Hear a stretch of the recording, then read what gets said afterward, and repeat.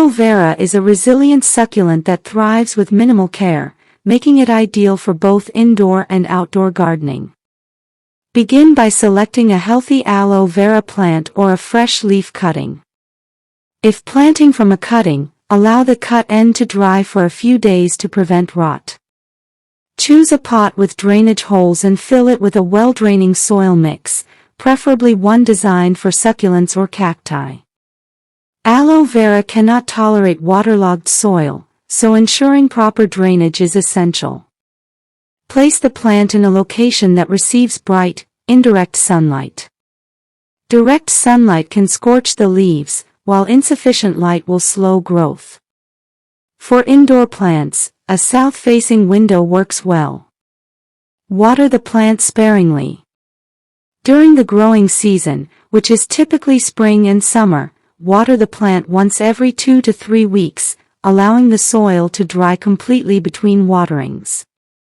In fall and winter, reduce watering even further. Overwatering is the most common cause of aloe vera problems, leading to root rot and leaf discoloration.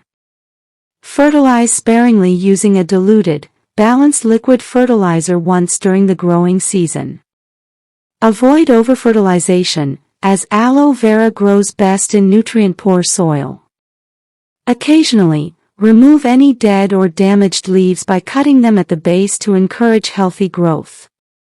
If the plant produces offsets, or pups, they can be separated and repotted to grow new plants.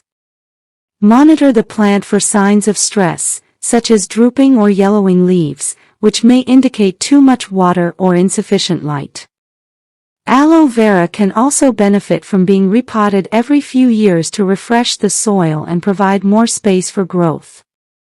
With consistent care, aloe vera will develop thick, fleshy leaves and may even produce small yellow flowers, providing both beauty and medicinal benefits. Its ability to thrive with minimal attention makes it a perfect addition to any home or garden.